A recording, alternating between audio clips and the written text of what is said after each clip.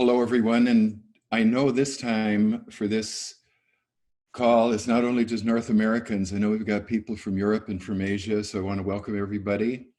For those of you who have never met me, I'm Will Johnson, and we're doing this call from Hueco Bamboo, which is the home and retreat center where my wife Coco and I live. We do our practices together, and well, before COVID came into the world, it really changed everything for everyone. People were coming down to go into very intensive self-retreat that I would guide and monitor. Obviously, that's not possible at this time. I mean, it's interesting, the retreat that I'm starting next Saturday via this kind of technology, we set that up way before Zoom, so it seems prescient that we were doing that. But it just seems that more and more, this is a way that someone like me can relate directly and communicate with with folks like you. So in the last week and a half since our first call, which I think was July 9th, I was getting lots of emails from people. And the most common question was, what lineage did you learn this from? How did you figure this stuff out? Who are your teachers? And even more importantly, what is the lineage or the tradition that you in particular belong to? And the answer to that is that I've had teachers from really all the traditions. I've had Zen teachers, I've had Vipassana teachers, I've had Vajrayana teachers, Hindu mystical teachers. And yet I never formally affiliated myself with any one specific path or tradition or lineage. I far preferred to focus on what I experienced as the denominator that's common to all of them, which is the sitting posture itself and the experience of coming into a gesture of sitting and exploring that. Because for me, that is the essence of what I understand the teachings are all about, or it's certainly the way that I've been able to access the understanding, such as I have it, of what I believe the teachings are designed to do for us. All too often, if you go to a retreat, they'll say, well, sit down and now you start the practice, which is often a concentration on a particular object of experience. Those practices are wonderful. And for me, the practice is much more about the sitting down. We sit down and we assume a certain gesture and a certain posture. And if we can play with some of these very somatic issues that I base my practice on, the sitting itself, from breath to breath, from sensation to sensation, from moment to moment, becomes the stuff of the practice. And we're certainly going to talk about that today. Now, having said that I never really did affiliate myself with anybody. I enjoyed the teachings, but I never decided, okay, I'm going to join this group and I'll work my way up through the ranks and whatever happens.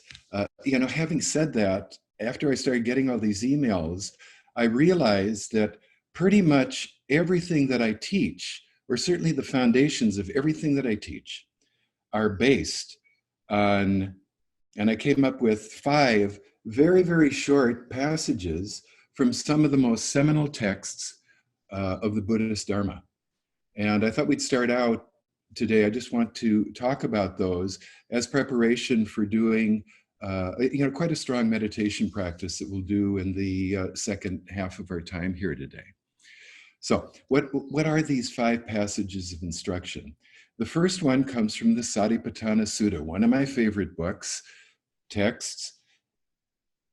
Scholars that I've read often attribute the words in the Satipatthana Sutta, very, very early book within what became the Pali Canon, to the historical Buddha himself. And in the first very few short passages and sentences, the Buddha gives us all the instructions we need about meditating with the breath. And the very, very, very first thing that he says is that when you sit down in meditation, when you assume a posture of meditation, make sure that your spine is erect and upright.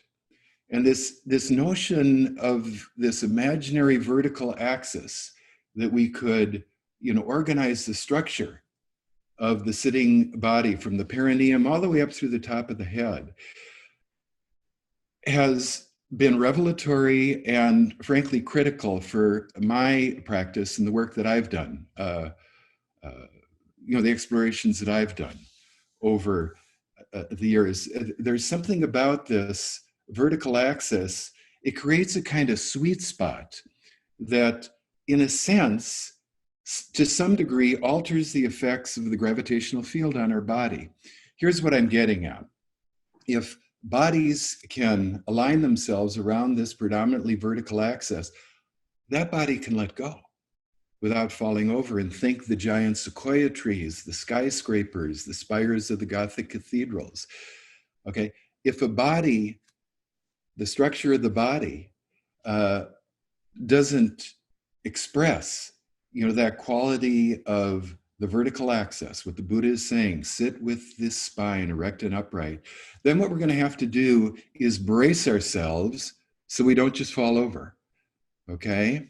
And this to me is so critical as we first sit down. So that's often the first thing I remind myself when I sit down in the morning to sit. I think of that passage, sit with the spine erect and upright. Now, it gets very interesting and puzzling to me, because the most common posture of meditation in Southeast Asia, and these people absolutely revere the Satipatthana Sutta, you don't see that. What you see instead is what I call a posture of collapse. I don't know how much of me you're going to be able to see, but it's as though, this is kind of the most common posture that we get in Southeast Asia. Okay, so frankly, it gets, from my perspective anyway, a bit somnambulistic, and it doesn't really get you as relaxed as it might seem, because you are going to have to be tensing throughout the entire body to keep from just falling on your face. So that's the first passage that is very important to me, working with the upright alignment of the physical body. And we're talking about the formal practice of sitting meditation. Obviously, you can bring this into your life as well, and move around in such a way that you're aware of this notion that the Buddha tells us. Sit with the spine erect and upright. Okay, second passage. We move about 1,500 years into the future. Another seminal text, this one from the Mahamudra tradition and the Indian-born Tibetan teacher Tilopa. Another one of my most favorite texts. And Tilopa, to me, gives the whole of the meditation instructions in one very, very pithy sentence. And what Tilopa is saying is, do nothing. Do nothing but relax. Do nothing with the body, but relax. And to me, that is probably, of all these, that's probably the most important statement. I think I mentioned in the last call, if I'd been born on a desert island and there was one little piece of text that was available, it would be that one, because everything else comes from that. What I'm getting at, the whole purpose of alignment, it's not about creating a bearing like a ballet dancer, or a soldier standing at attention. The whole purpose of playing with this is that you can start relaxing and you don't topple over. You can start letting go through the entire body of all the tensions, all the holding that you may feel. And in that relaxation, that's when the opening starts occurring. There's a great deal of shift that occurs through this gesture of relaxation and through going through your body. and seeing that, yeah, I can just let go. I can relax. Oh, that holding in my, I can just let that go. So the upright, remember a time maybe as a kid, I remember as a kid, I would go into my mother's broom closet and get a broom and balance it upside down on my finger. Many of us have probably done that. That establishes the upright. And then it just sits there, or it just kind of floats there. And in some ways, we're doing the same thing, or from my perspective, certainly, when we sit down in meditation. Okay, so we have the upright, and that allows us just to start relaxing through the whole body, and you don't topple over. Now, if I were here in this kind of posture, I can't relax. I can't let go of the holding in my upper back, or I would literally fall over. Now, securing alignment, I wish I hadn't said that, because you don't secure anything. It's more like how you ride a bike than securing a fence post. Okay, but playing with upright alignment, how do you find your way to this alignment? We want to have a posture where the pelvis is a bit higher than the knees, and this is as true of people sitting in chairs. Obviously, on kneeling benches, you get that relative height differential, and also sitting on cushions. That kind of places the pelvis at a position that the upright spine can balance up and over it. Okay, so we establish this upright. How? Not by applying an image from the outside in, but by feeling, awakening the body from the inside out. So actually becoming aware of the sensations throughout the body. Now, this is a little exercise I always do when I start out talking to some people. And I know a lot of you have worked with me before, but those of you who are, very new to this, I ask you to, we're all going to do this. I want you to put out a right hand in front of you. Okay? Put out that right hand or left hand, doesn't matter. You've got a hand out in front of you. Now, start just putting your awareness in that hand. What's going on? How would you describe what's happening in the hand? How would you describe what you're experiencing as hand? Now, we know we have a concept and a visual image of the hand, this kind of shape, and it's this color. But from the inside out, how would you describe the experience of that hand? And anybody, go ahead and just say words that come up for you. Christopher, are we able for people to speak now, to unmute them, let them share? Yes, I provided the ability for participants to unmute themselves. Okay, yeah, go ahead, everybody. I'm really curious to hear the words that you would use to describe what's going on in that hand. Tingling. Go ahead. Tingling. Tingling, okay. Throbbing. I'm sorry, I didn't hear that. What was there? I've heard tingling. What was the second word? Pulsation. Sensation. What do you mean? Pulsation. Okay, good. Tingling, pulsation. Warmth. Warmth. Warm. Yeah, it has a temperature to it. You can feel that. That's definitely there, right? Heaviness, because I'm not used to heaviness. You're holding it out there. Yeah, you're holding it up. Absolutely. Yeah. Absolutely. Absolutely. What else? Anybody else want to? Sparks. Sparks. Sparks. Sparks. Yeah. Okay, so what are all those little sparks? Oh, sparks.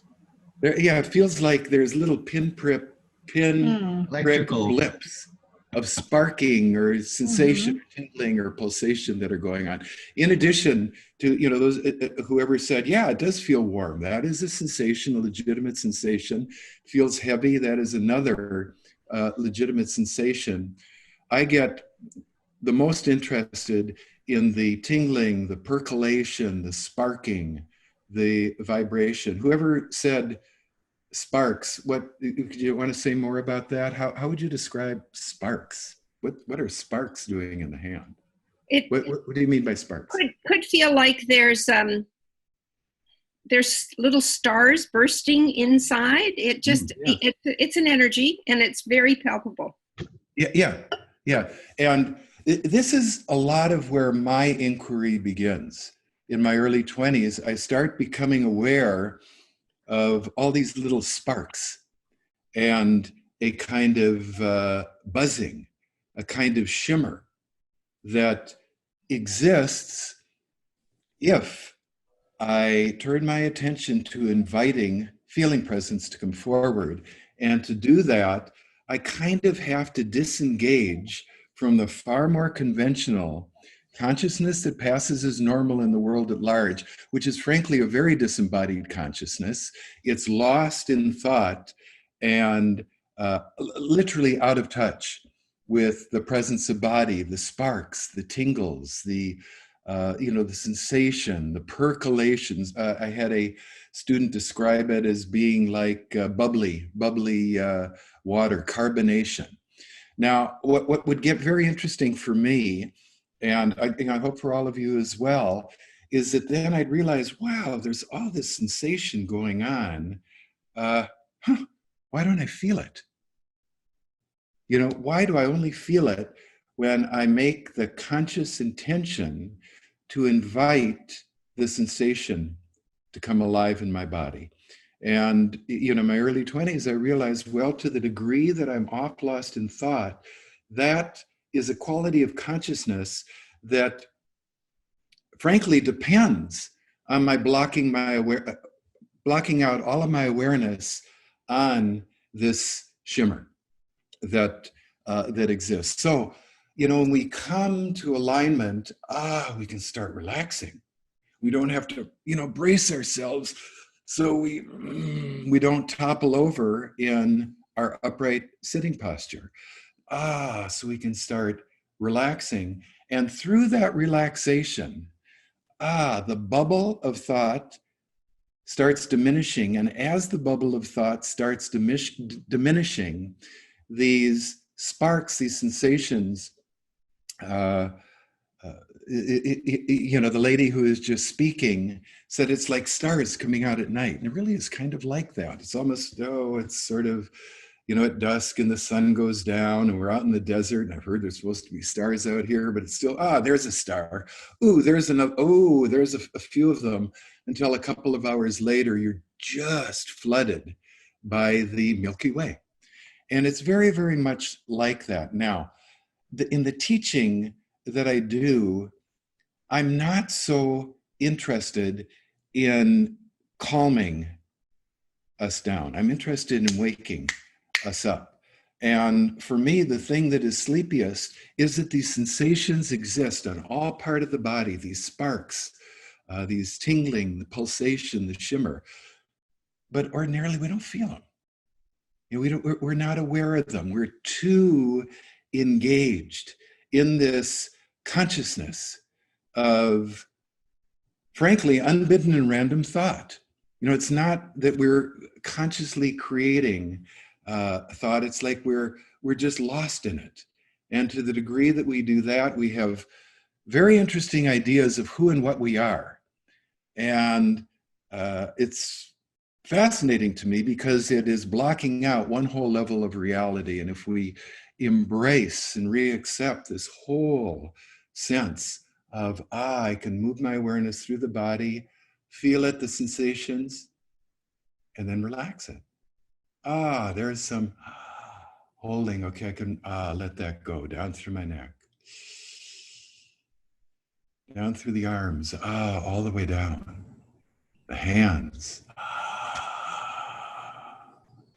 the upper torso, the lower torso, pelvis, the legs, and suddenly we start moving far more into an embodied presence where the tingling is far more awake. And when we do that, consciousness shifts almost immediately. So the first thing, well, I can combine those two. I sit down and I It's kind of like a somatic koan. I say, okay, how can I be as tall as I possibly can be? That's the alignment, but as relaxed as I can be. And they seem like two antithetical impulses, but they're not. Letting go into the alignment, sit with your spine erect and upright, allows the body to start relaxing. As the body starts to relax, then the stars come out at night. So those are the first two. Very, very simple instructional passages that mean a great deal to me. Third one, I go back to the Satipatthana Sutta. Shortly after the Buddha tells us to sit down with the spine erect and upright, he gives the instructions on breathing, on breath awareness. And in many ways, sitting meditation, it's sitting down and breathing, right? Now, what is also interesting about that, sitting down and breathing, there's nothing about the mind in that. Those are two gestures that are as somatic as you get. But again, from my perspective, we want to learn how to sit and breathe with grace, with naturalness, with surrender, letting go of this bracing and this holding that keeps us locked into what I call the fixed exclusivity of the egoic perspective. That's one of the perspectives of who I am, who we are, functioning in this world. We have to be able to live and understand I am this entity named will in this body, and everything else is outside. However, once we start playing with these practices, a whole different dimension of embodied consciousness, and it's completely natural, starts getting revealed. And that for me is what I'm the most interested in, because as we're going to see, I like it there. I'm a lot happier there. So the Buddha then says, okay, start becoming aware of the breath. Start becoming aware of the breath. Buddhism is, it's obsessed. It's wonderfully obsessed with the breath. The first instructions are just to become aware of the breath moving in and moving out of the body. And this is so common across all the different schools of the Dharma. We often start with just becoming aware of the breath. Now, the different schools may have different points of focus. Often it's the nostrils, the breath coming in and out. Sometimes it's the belly rising and falling. It's interesting, in the Satipatthana Sutta, the Buddha says, when you first become aware of the breath, become aware of the breath at the front of the body. So the interpretation of that has led to practices focusing, just really narrowing the focus down, right on the nostrils, feeling the breath coming in, passing out, coming in, passing out. Or even in the stillest of bodies, the tightest of bodies, there's going to be a bit of expansion forward in the belly and a bit of retraction on the exhalation. So we start with that, becoming aware of the breath as it passes in and passes out. Now, most Buddhist practices, frankly, begin and end with that instruction when it comes to the breath. However, that's not where the instructions end. The next statement, and the Buddha speaks in this kind of maddening kind of shorthand, but the implication is, okay, you start becoming aware of your breath, and then the next thing you're going to start becoming aware of as the awareness deepens is that every breath is a little bit different, a different shading, a quality, a coloring, a nuance. Some are long, some are short. Those are his words. But it is really a becoming more aware of what this process of breathing is all about. And to do this, to become more aware of the differences and shadings and nuances, you really do have to take a literal step backwards inside the body, because that's where breath happens. This is just the gate. This is just the first gate. But where breath actually happens is inside the body, so you can start really experiencing what's going on with the breath. The third culminating level of breathing instruction that the Buddha gives, and this to me is a completely remarkable statement, and with very few exceptions, this is not taught anywhere in the Buddhist world. the Buddha tells us that as you breathe in, so this is my third short passage of instruction, as you breathe in, you breathe in through the whole body. You don't just focus your awareness on your nose or on your belly. You actually breathe in. Feel somehow the breath breathing in through the whole body. Now, how can this even be possible? As I often say, every 9th or 10th grade student in the Western world who has successfully completed a basic course in human anatomy knows that you don't breathe through the whole body. You breathe through the nose or the mouth, and it's oxygen in the air that comes in, it goes into the lungs. It's transferred into the blood. It takes it into the cells. It's used as energy. The gaseous waste or the waste products of metabolism go back into the blood, comes to the lungs, and it's expelled. Most of our children know that. So what could the Buddha have possibly meant? What's, I believe anyway, important to keep in mind is that this notion of what breath is doing, that we're taking oxygen in from the air, it's relatively recent knowledge. It only is in the latter part of the 18th century, the advent of chemistry, a Priestley from England, Lavoisier from France, they start figuring out there's this substance called oxygen. That comes in. That's what we need. Now, the Buddha could have known nothing about that. But there is one word, remember, Buddha was a Hindu. There's one word, prana, that means the breath, but it also means these sparks, the energy, the tingling. And the Buddha must have experienced that, when I'm so deeply relaxed, that, with every breath I take, everything just opens. It's not held. It's not held. You know, if we hold ourselves really still, we create tension, we limit the breath. But when I'm deeply relaxed, not only do I feel the force of the breath, joint by joint, creating motion, okay? When that motion happens, more stars come out. The sparking occurs. The most radical piece that I bring to the Dharma conversation is my insistence that if we want to take Talopa to heart, do nothing but relax. Then we have to keep allowing spontaneous, constant, subtle,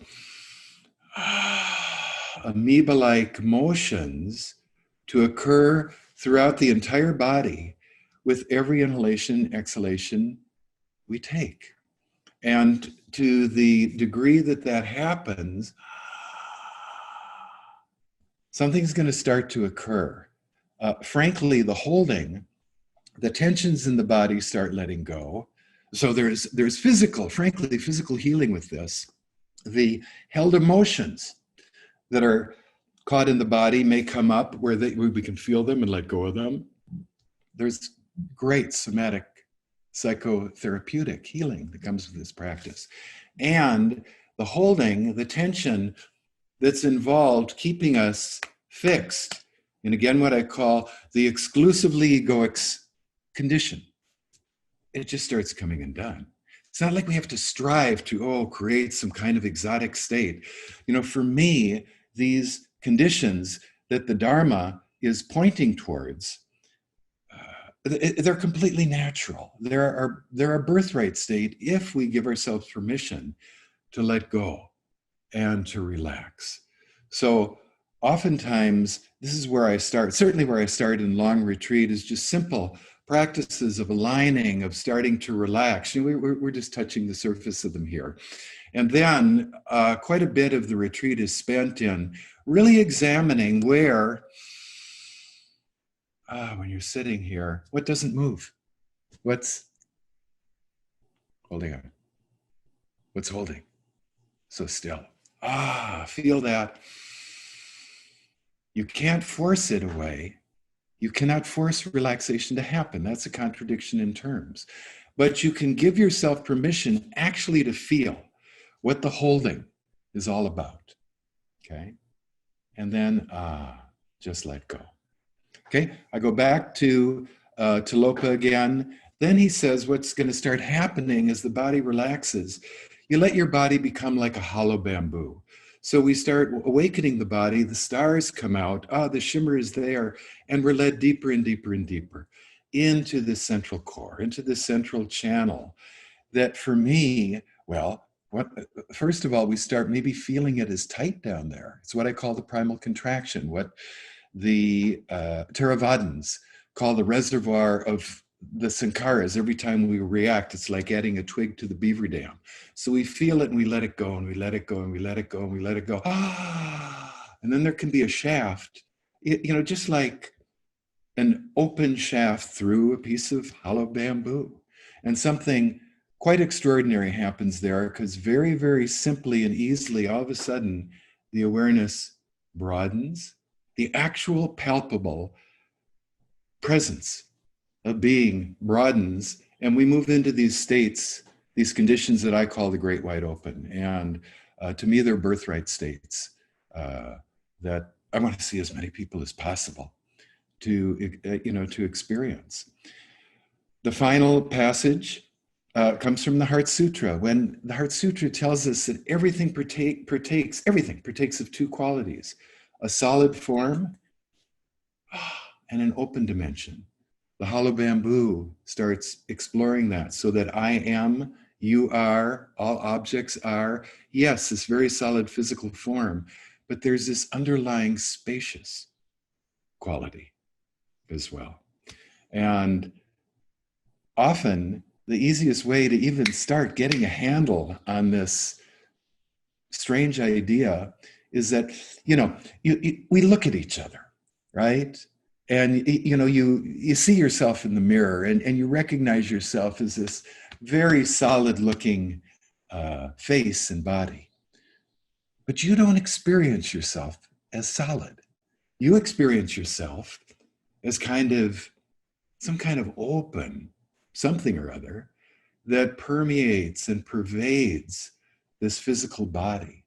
So if there's that quality, that other quality, has nothing to do with words in the mind. There's another experiential quality that you are. So here we have, make sure when you sit down that the spine is erect and upright. Do nothing but relax. Start allowing motion to come in. As you breathe in, as you breathe out, that breath, you can feel it stimulating, moving through the entire body. As you do that, that practice, it kind of like reams out the interior and these very hard, contractive states at the core of body and mind. There's a healing that goes on. We become literally like a hollow bamboo. I get what he's talking about. And then, we can start seeing the dual, not just seeing, experiencing, feeling into. It's not so much insight. It's an in-feeling into the reality, our reality as composed of, yes, form and emptiness. So I wanted to share that with folks just to get us started.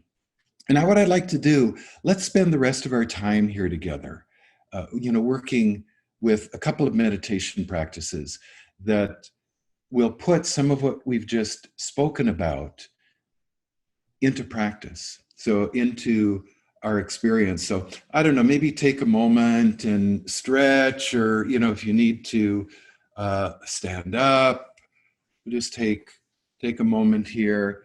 And then what I'd like you to do is to come and sit back down in your posture. So just take a moment.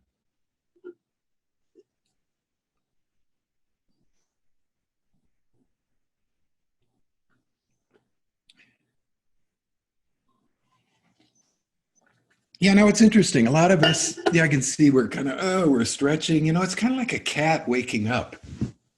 I want our Dharma practices, I want our meditation practice not just about sitting down and getting very, very calm and very, very still.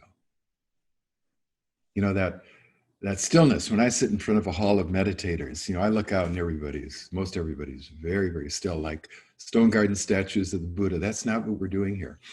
Sometimes it's not uncommon in my sitting practices. I'll feel, oh, there, the spine wants to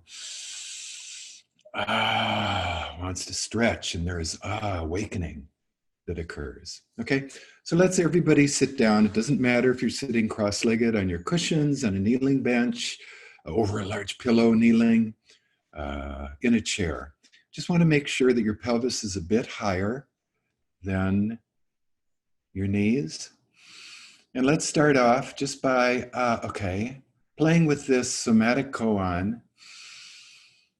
How can I sit in a way that's as tall as I possibly can be, but as relaxed as I can be? So, it's not like we can't just kind of try to, get that extra inch. That's not what it is. We let go. And there is relaxation through the whole body. Just be with the breath as it is, although we'll see certainly by the end of this practice, there can be far more opening through the body.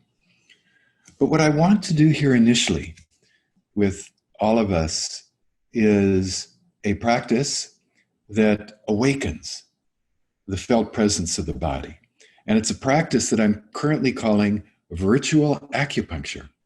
Now, for those of you who sat with me in the past, I presented the beginnings, a less precise version of this practice. I called it the portal meditation. Many people loved it. A lot of people found it was too diffuse. So I've gotten far more specific about certain points in the body that I want to get your attention. And what better way to get your attention by imagining that you've got 2 acupuncture needles and you are placing them either side of the spine in the lower back. And you feel that little nip that goes in. Yeah, just like that, nice. Okay, the next 2 are 2 spots in the middle of the back on either side of the spine. 2 more spots.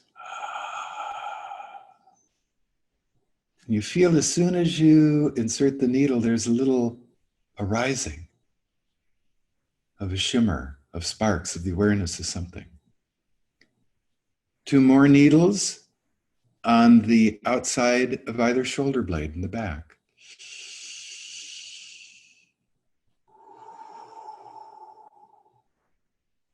Two more needles on the inside of the wrists.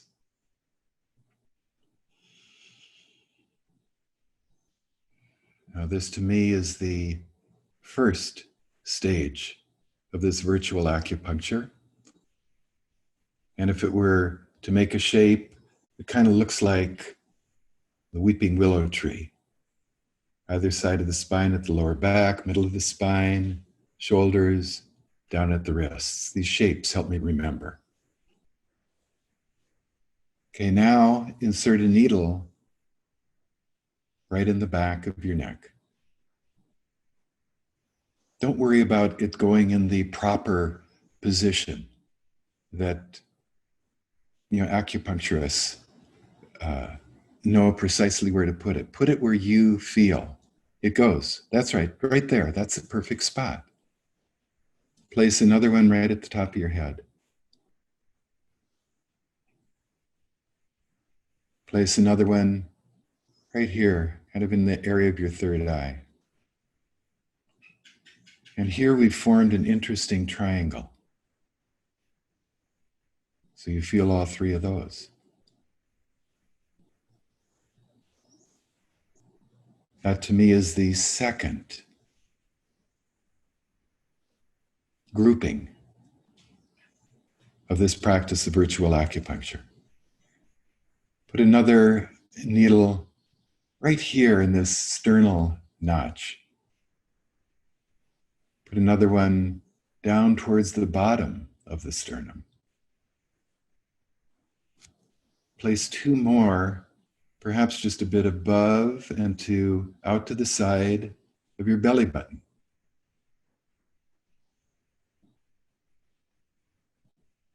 Press 2 more.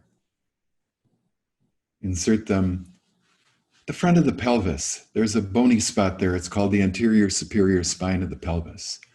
Put them there. This shape. It's kind of like a dowsing rod. Okay.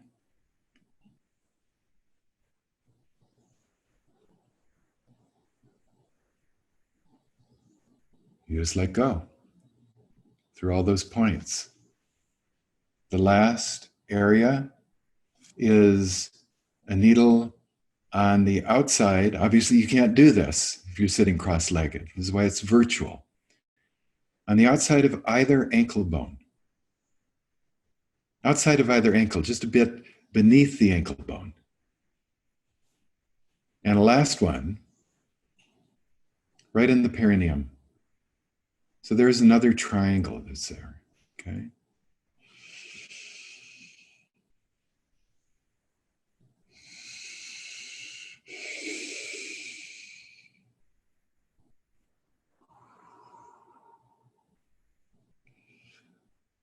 Now, for those of you who've done acupuncture, it's a wonderful, wonderful practice. Wonderful, wonderful healing practice. Wonderful, wonderful awakening practice. You know that certainly with one of the forms of acupuncture, your acupuncturist will put these needles in and they'll generally go out of the room and you lie there and it stimulates the awareness of sensation, of flowing energies through the body. And then the acupuncturist may come back in the room and go and just kind of twist all of the little spots. So you get another awakening. So let's do that again. The first area, let's say it's the kind of the image is like a weeping willow tree. The base of the trunk, either side of the spine, level of the lower back, up the trunk. Either side of the spine, middle of the back, outside of either shoulder blade and the inside of either wrist. We can feel that as all one unit. Now don't leave that behind, but add the triangular 3 points in the head, back of the neck, top of the head, third eye.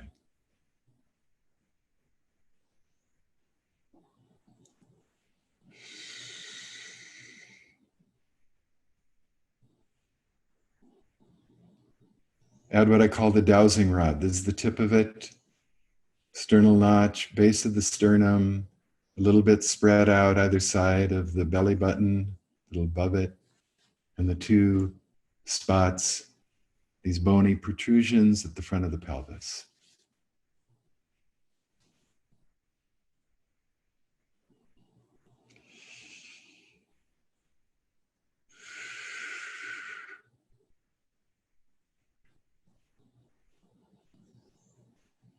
The last triangle, the outside of the ankle is the perineum. And these shapes help me remember when I'm doing my practice, yeah? So just doing that starts, in my experience anyway, it certainly happened to me as I was leading you through this, rekindling an awareness of the shimmer throughout the entire body. So when you place these imaginary needles in these locations, it's not just this spot, it moves to this spot. Somehow the 3 relate. All the back ones, they relate. Everything starts relating. You go to here. It's not just here and here. Something from here starts opening down into here. And we're sitting here with the entire body, the felt presence. It's not just in the hand that we held out. You can start feeling it right through the entire body.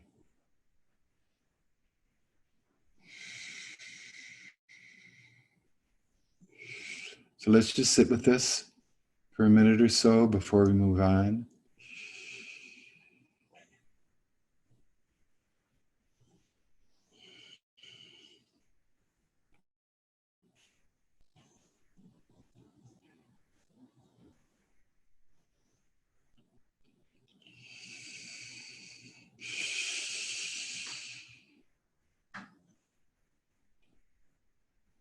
You don't have to do anything with this shimmer.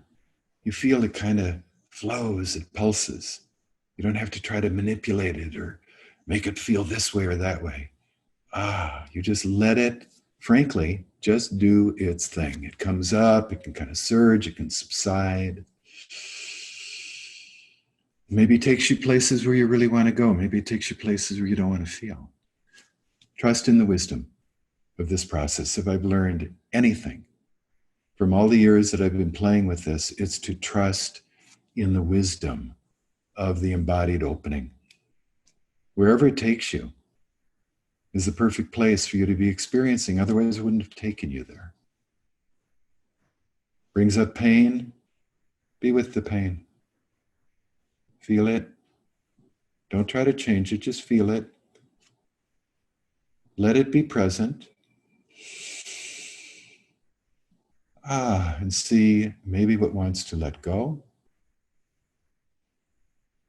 what wants to relax. Okay.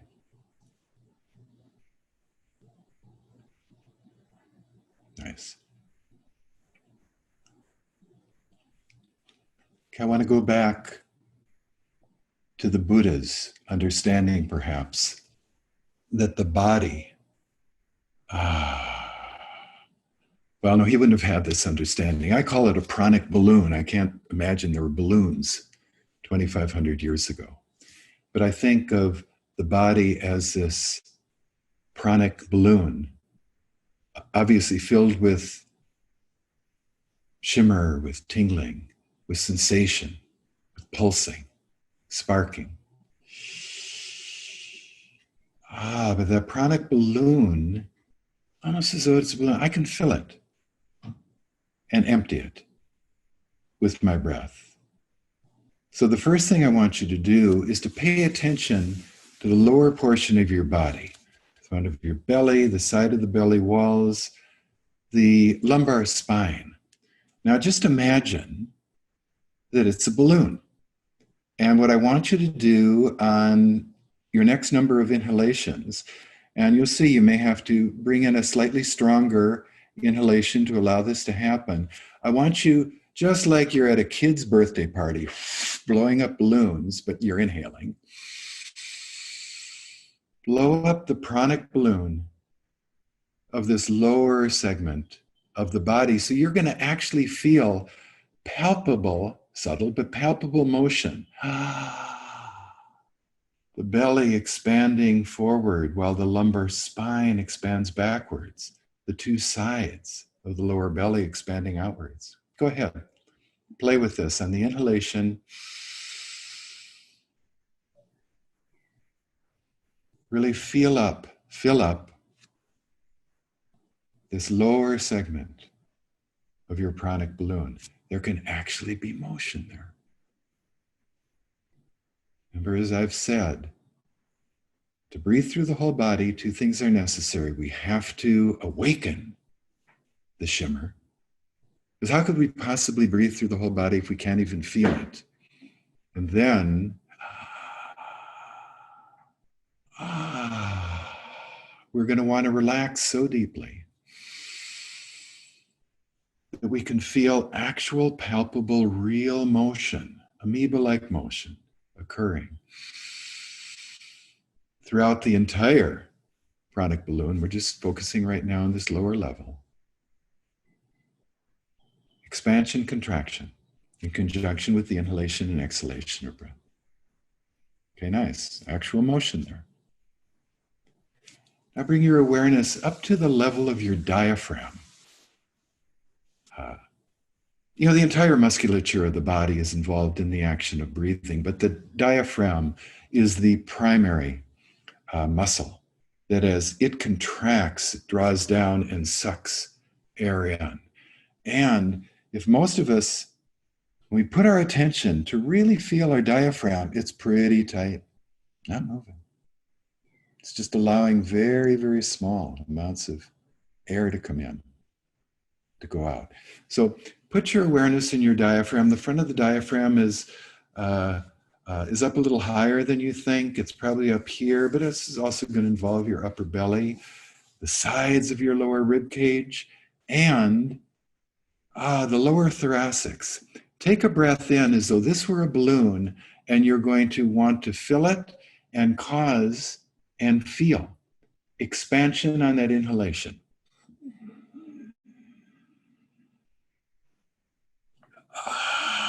Let the air out. And the balloon, what does the balloon do? Collapses down.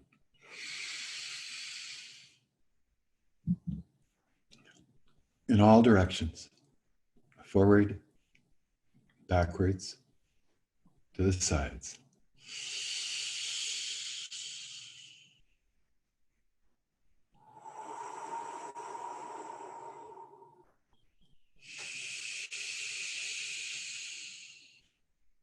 There's actual motion there that occurs. That when you contrast that with, frankly, how you probably normally breathe, when we normally breathe, there's not a lot of motion that occurs. And that small, restricted breath also keeps us locked in this perspective of egoic mind with all its thoughts that, I don't know about you, but the awareness of that was one of the things that drew me to something like the Buddhist Dharma in the first place. Because it looked to me like, this wisdom teaching is offering us an emancipation, a liberation out of that condition. Okay, now let's go to another level, right up in the upper rib cage, out the shoulders, the front of the neck, the back of the neck.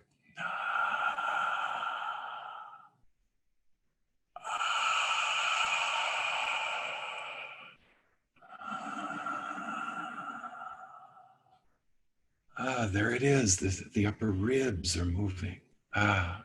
You can feel it expanding out through the shoulders, out through the armpits.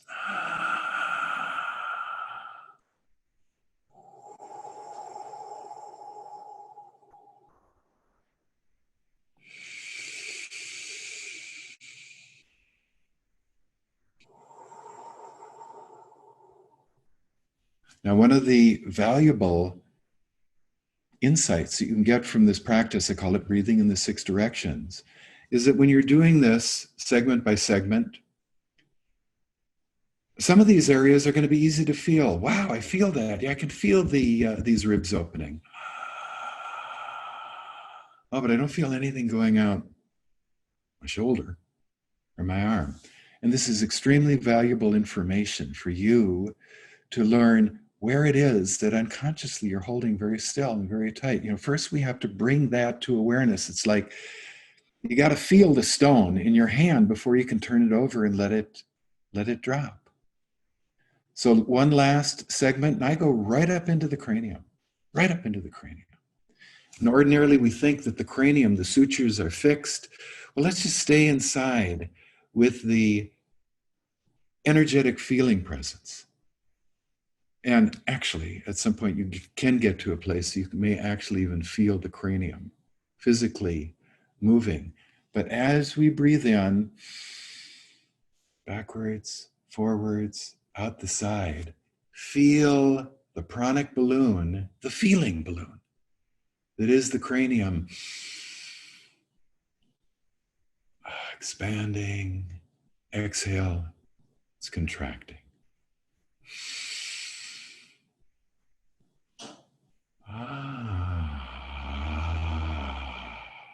Nice.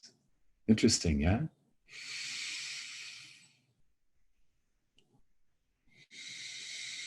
Actual, palpable, real, albeit subtle, motion. Okay? 2 more directions. There are 6 directions, up and down. So, as you breathe in, simultaneously experience a quality of sensation dropping down right through the perineum into the earth, while simultaneously something rises up. It's not just rising up to the top of the head, not just falling down into the earth. You're doing both. It's a little tricky.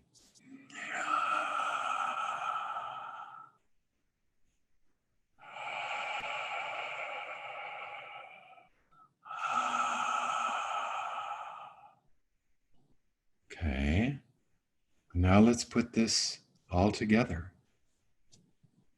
Lowest segment, strong inhalation.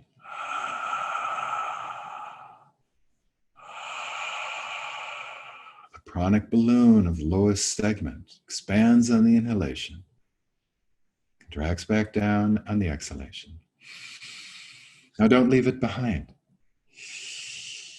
Add the next level of the diaphragm.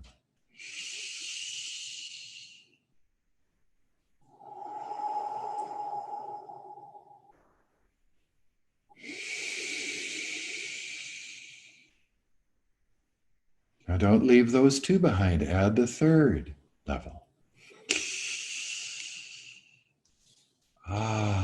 Belly and lower. Back. Front of the lower chest, middle of the back, upper chest, top of the back, neck and throat. And then take it all the way through, right up through the cranium itself. So all these 4 levels simultaneously.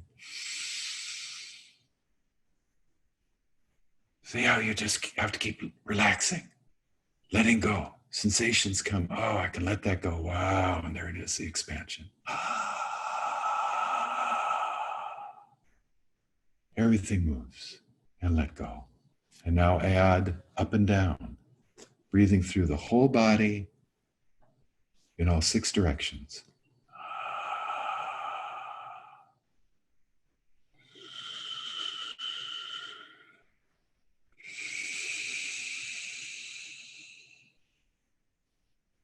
As long as there is motion that's occurring everywhere, there is no ground on which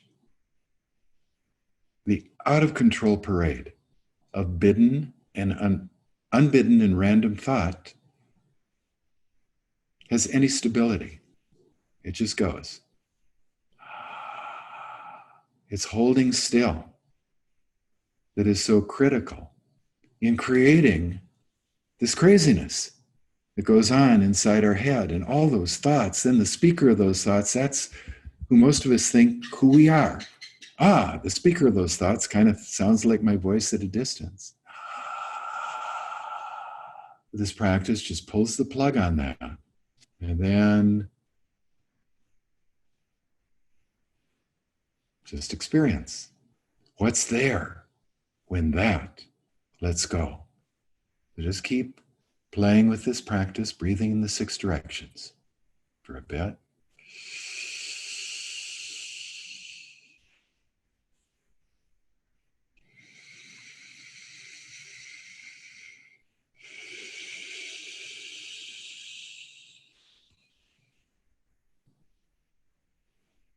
Sure enough,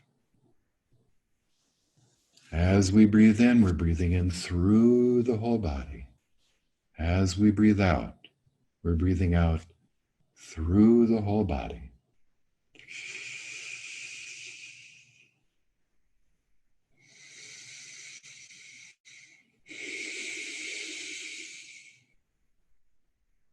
Okay? Let's up the ante one more notch. As you keep breathing in, breathing out to the best of your ability. Some of these places will be very easy. Some you're going to go, I can't even feel that place. And there's certainly no motion there. That's fine. In fact, if everybody was saying, I feel it everywhere, I'd probably be a little puzzled. Because remember, we're not trying to manipulate or change anything. We're just trying to bring what's here as it is to awareness. And then, I feel, I can just relax that. I never knew I can just relax it, okay? So to the best of our ability, we're breathing through the whole body in the 6 directions. Let's go back and have the virtual imaginary acupuncturist come in again and tweak our needles. Okay, so here we are breathing through an, there's the tweak, lower back, either side of the spine, middle of the back of the shoulder blade, down in the wrist. Weeping willow.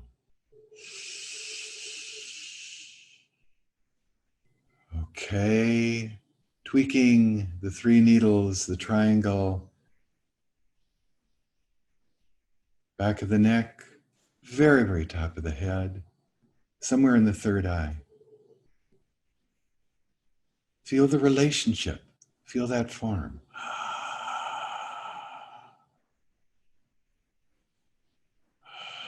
Next, what I call the dowsing rod, the upright dowsing rod, sternal notch.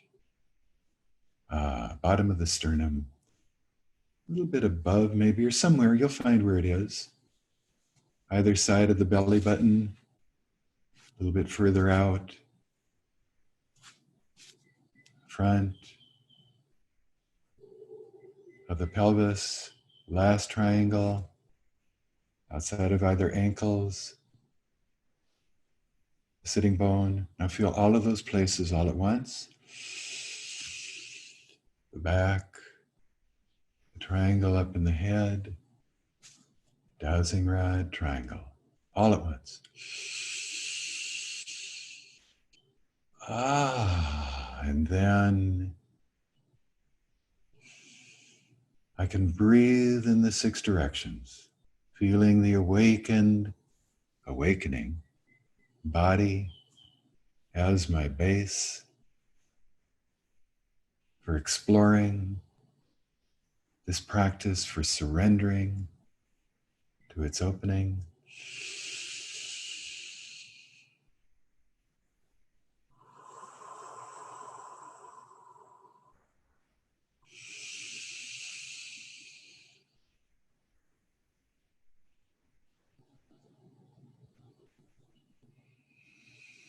Sometimes I'll take my awareness and tweak the needles. Sometimes I'll do my awareness through these segments and make sure that I'm not unwittingly reintroducing, holding somewhere. As soon as I go back up into my mind in a thought, I know that somewhere I've lost awareness of one of these places where I've inserted the needle. Somewhere I'm holding still or resisting. This natural expansion that wants to occur. And remember, this is not like a pranayama exercise that you're going to force a breath. You know, it's not like we're learning to breathe through the whole body. That isn't it. This is about aligning the body and really letting go. When we let go, we relax through the body. When we let go, we naturally relax the tension. So as I said earlier, I was drawn to the Buddhist Dharma. So many of us were, because I wanted, some release, some relief, some liberation from this stuff that I couldn't believe that was all of what this experience was, right? I understand that urge for relief, for liberation, but I encourage people, let go of these notions of, some kind of liberation, exalted conquering of self and consciousness go, and just work to liberate the breath from its imprisonment in a necessarily still, held, and inert flesh. Let's just free the breath. And to the degree that we do that, we truly are practicing Tilopa's teaching to do nothing but relax. Nothing but relax. Okay? So, this is some of the foundational teachings that I do. This is just what happened to me, what I came across. I did a lot of organized retreats as a younger man. You know, how it used to be, or I've heard this would be the teaching in Tibet, someone would want to learn practices, they'd go to a teacher, say, I want to learn your practices, and the teacher would say, here, do this, go do it for 3 months and come home. And I felt like that a lot of times with the retreats. I'd learned a technique, now I want to go into retreat myself. So I did a lot of self-retreats. And during the self-retreats, it was nice because I could do yoga. I could go for a run. I could bring body workers in to work on me. And a lot of this just started naturally occurring as I was able to let go. I've not perfected any of this. I'm just another traveler on the path. But I figured some things out.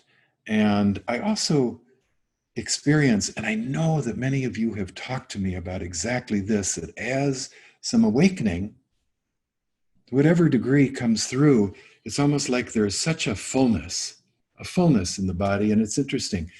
I don't so much teach mindfulness as body fullness, right? As these energies are awakening and are awakened in this presence, it's palpable, it's real. And you start experiencing, you know what? It's too much for a single body to contain. You have to start sharing it, you know, touching other people, you know, simply with the courage to let what's so natural, what's so real and so wonderful and frankly extraordinary about human being, just let it come through. In some ways, people have asked me, well, what, you know, of all the techniques, Will, what's your major technique? And honestly, you know what my major technique is? I give people permission to let go. I give people permission just to sit down and experience, not to try to force yourself into a mold, but just to sit down and give yourself permission to experience whatever there is to experience, to awaken whatever has been so sleepy in the presence as it is. And sometimes it's shimmery and light and very cool. And other times, I pop into another layer of the primal contraction. Oh, the next thing I know, I didn't know that strong pain was there, but you let it come out. And you just keep doing the practice. You don't try to, stop it and go back to where it was so shimmery and open. You accept. When I talk about the hollow bamboo working in this way, it releases this current. I call it the current of the life force. And it is, Ubakin called it Nibbana Dhatu, a force that's going to enlighten you. You open, and then you feel there's something moving through. It's like waves of sensation. And you just ride those. Just ride them and let them take you wherever you want. So I do. I enjoy sharing this with people, and I hope you can take this with you. Now, look, increasingly, I never set out for this, but increasingly there are people who are doing these practices who are really exploring sitting. I don't so much teach Buddhism or Soto Zen or Ubakin Vipassana or Nyingma. I teach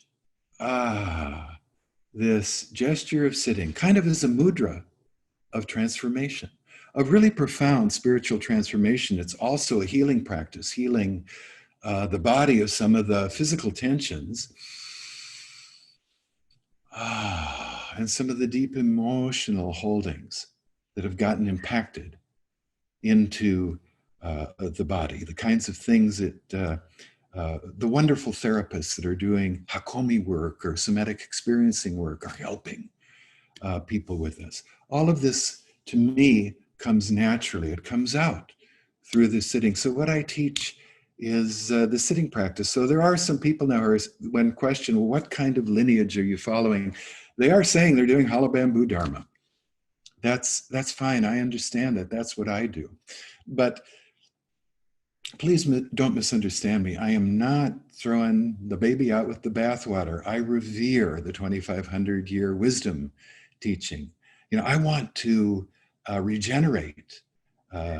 Reformation is not getting rid of everything. It's going back to the original principles. That we can sit with the spine erect and upright. That we can relax. That the breath can move through the whole body. Wow, what is this hollow bamboo? And what is this notion that everything, I experience it simultaneously. The form, but also this great wide open emptiness. That's what I want to see happen. So many people are also saying, but I really love my Zen group, my Vajrayana Sangha, the Vipassana gatherings. Absolutely. And there's wonderful teachings that come through those gatherings. All I ask, take the posture with you when you go into Vipassana retreat, when you go into Zen Sesshin or Vajrayana Datun. Over the years, and you can imagine it's been very gratifying for me personally. I've had so much feedback from people saying, yeah, the last Datun, it was infinitely more comfortable. With the Sesshin, it was really much more comfortable to sit through, but not just much more comfortable.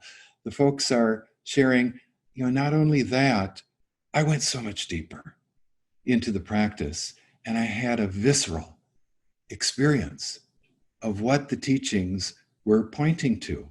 So, take this, use this. I am continuing to put this out, obviously now more through, this medium that so far I'm loving, right? And it's letting me be with so many of you folks, and it's almost like, I'm with each one of you individually through this extraordinary technology. I mean, thank goodness that the nightmare of COVID happened so that we can still connect with each other. It didn't happen 20 years ago, 10 years ago, right?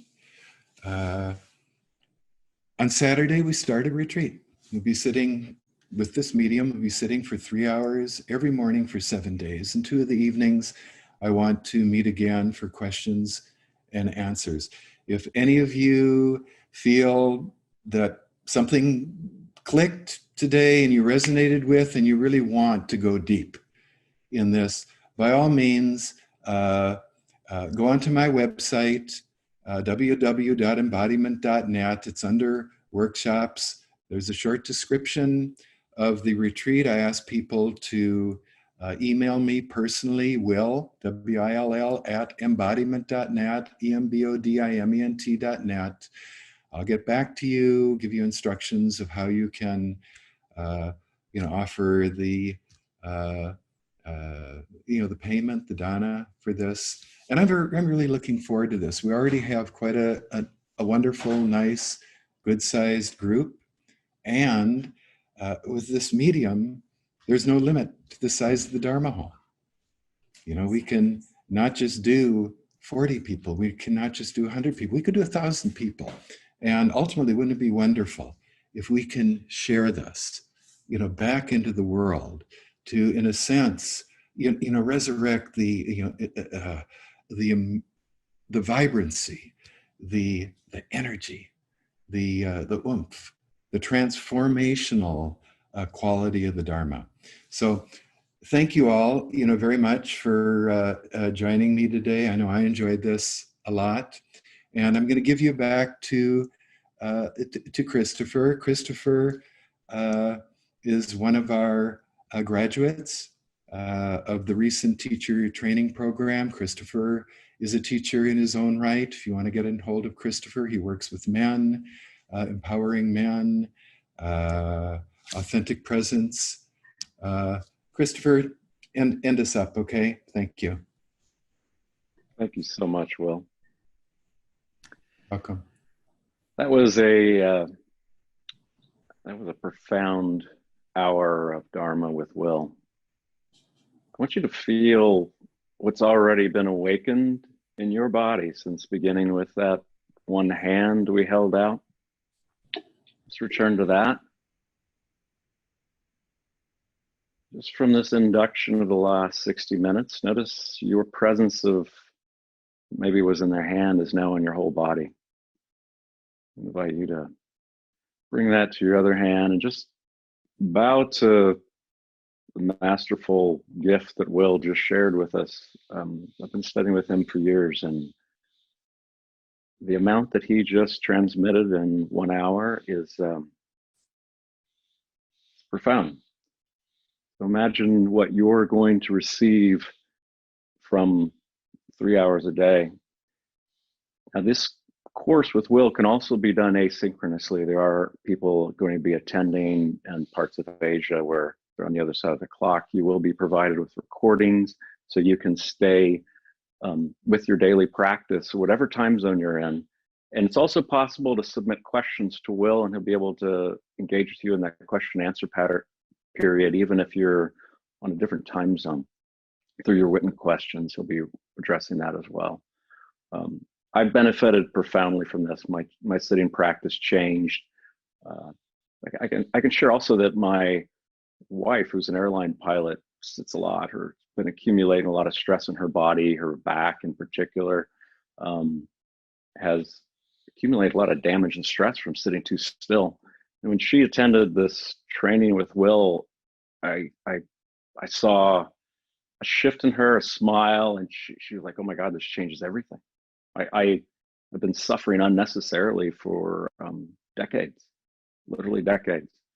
So this extends into other parts of your life as your sitting practice opens, your waking life, how you sit at the office at your desk, or if you're out into the world, it shifts and fundamentally changes everything. So this is a deep invitation to come join us coming very soon, starting this Saturday or whatever your local time and day is. If you're in Asia, you'll be a day ahead on that. So contact Will directly for this. And feel the gratitude from within your heart. So within that shimmer of space, I invite you to locate your heart. Feel the subtle currents that have been awakened and any yearning to want to go deeper, and honor that pull for your own self, for your own release, for your own liberation. Follow Will's loving example of recognizing something that's calling you and setting aside the time, because you matter, you're valuable. And as more people awaken to this, take it back to their sanghas, take it back to their communities, take it back to your family. Thank you all for coming. This video will be made available for replay later, so you can share it with more people. And please share the news about Will's being accessible now through this medium for teaching. And he also is going to be more and more available for one-on-one coaching as well. But this course is really kind of a beginning with his access through Zoom. And then hopefully we'll also keep in our prayers for a world resolution of this COVID crisis that we're enduring right now. There's a lot of people suffering. We could bring that into this practice and dedicate the merit from this, extended around the globe. Thank you all.